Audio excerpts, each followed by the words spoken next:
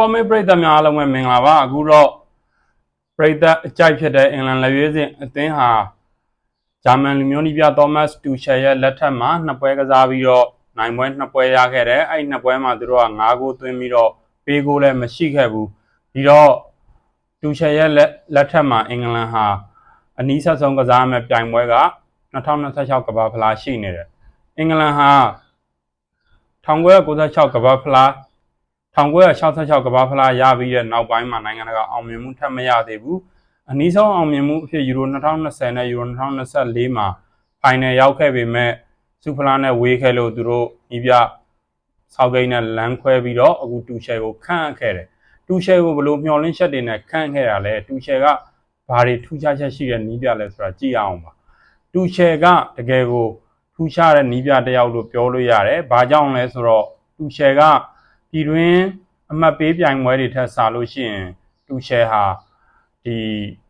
ချုံထွက်ပွဲတွေမှာပို့ပြီးတော့အစွမ်းထက်တဲ့နီးပြဖြစ်လို့ပဲသူဟာနီးပြဘွားကို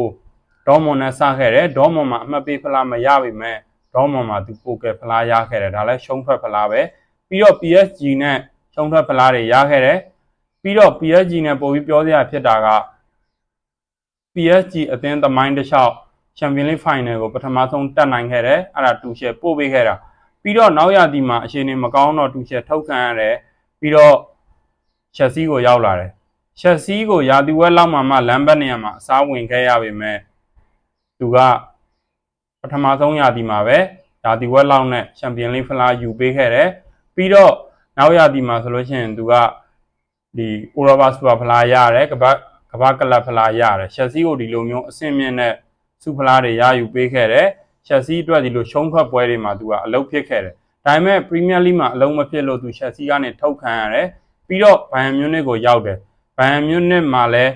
စူဖလားအနှဲငယ်ရပြီးတော့ပြန်ပြီးတော့လမ်းခွဲရကနေအခုဒါအင်္ဂလန်နီးပြဖြစ်လာခဲ့တာပေါ့လေဒီတော့အခုတူရှယ်ကင်ထားတဲ့နှစ်ပွဲကဒီအယ်ဘေးနီးယားနဲ့လက်ဗီးယားတို့လိုမျိုးအသင်းတွေဖြစ်နေလို့တူရှယ်ရဲ့စွမ်းဆောင်ရည်ကိုတိတ်ပြီးတော့အကဲဖြတ်လို့မရသေးဘူးဆိုပေမဲ့တူရှယ်ဟာလက်ရှိ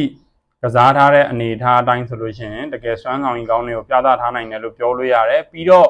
နောက်တစ်ခုကဘာလဲဆိုတော့အခွင့်အရေးပေးတာပေါ့လက်ရှိနီးပြသစ်ဖြစ်လာတဲ့အနေအထားမှာသူကဒီနယူကာဆယ်နဲ့ထွန်းတောင်းနေတဲ့ဒီဒန်ဘန်းကိုအခွင့်အရေးပေးတယ်ဒန်ဘန်းက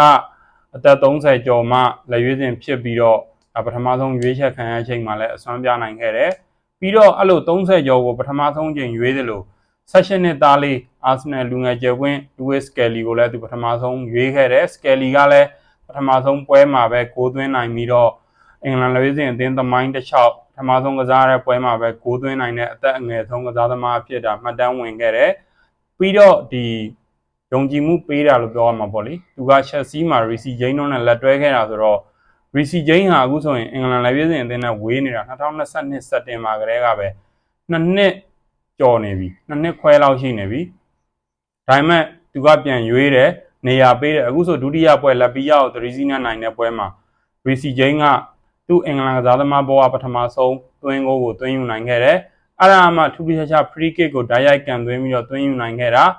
ဒါဟာအင်္ဂလန်အသင်းအတွက်တော့ဝင်ဘလီကွင်းမှာ1993ခုနှစ်တုန်းကနယ်သာလန်နဲ့ကစားခဲ့ရတဲ့ပွဲမှာ free kick သွင်းယူပြီးတဲ့နောက်ပိုင်းဒါပထမဆုံးပြန်လည်သွင်းနိုင်ခဲ့တဲ့ free kick ပြီးတော့သူနဲ့တူရှယ်နဲ့ဘိုင်ယန်မြူးနစ်မှာလက်တွဲပြီးတော့45ပွဲမှာ44ကိုသွင်းခဲ့တဲ့ဒီဟာရီကိန်းဆိုလို့ရှိရင်လည်းအခုနှစ်ပွဲမှာ2ဂိုးသွင်းတယ်သူ့ရဲ့နိုင်ငံတကာသွင်းဂိုးက82ဂိုးရှိလာခဲ့ပြီဒါဟာဂျာမနီလက်ရွေးစင်တိုက်စစ်မှုဟောင်းကနဝင်တိုက်စစ်မှုကလိုဆေးရဲ့နိုင်ငံတကာသွင်းဂိုးနဲ့တူညီသွားခဲ့ပြီဒီတော့အခုဆိုရင်ဒါအင်္ဂလန်အသင်းမှာပါမာတို့ဆာကာတို့လိုမျိုးအဓိကကျယ်ပွင့်တွေမပါနိုင်သေးဘူးဒီလိုကစားသမားမျိုးတွေနဲ့တေချာစုစည်းနိုင်မယ်ဆိုလို့ရှိရင်တူရှယ်ရဲ့လက်ထက်မှာအင်္ဂလန်ဟာ2026ကမ္ဘာဖလားချန်ပီယံမဖြစ်နိုင်ဘူးလို့ပြောလို့မရတဲ့အနေအထားဖြစ်ဖို့အလားအလာများတဲ့အနေအထားတွေရှိတယ်သူကရှုံးထွက်ပွဲတွေကိုတကယ်ပိုင်နိုင်တဲ့နီးပြတစ်ယောက်ဖြစ်တဲ့အတွက်ကြောင့်ပဲကျွန်တော်ကတော့အင်္ဂလန်ကိုပို့ပြီးတော့ဒါစိတ်ဝင်စားတယ်ရေပန်းအစားဆုံးအသင်းဖြစ်လာမယ်လို့တောင်ဆိုရှင်းပါတယ်ပရိသတ်တွေကရောအင်္ဂလန်ကိုဘယ်လိုမြင်လဲနာမည်ကြီးထမင်းကအသင်းတစ်သင်းလို့ပဲမြင်သလားတူရှယ်လက်အောက်မှာ မတူညီတဲ့အပြောင်းအလဲတွေနဲ့စုဖလားစိန်ခေါ်သွားနိုင်မယ်လို့ထင်လားဆိုတာကိုယ့်ရဲ့ထင်မြင်ချက်ကိုပြောခဲ့နိုင်ပါတယ်ဗျကြည့်ရှုပေးသူအားလုံးကိုအထူးပဲကျေးဇူးတင်ပါတယ်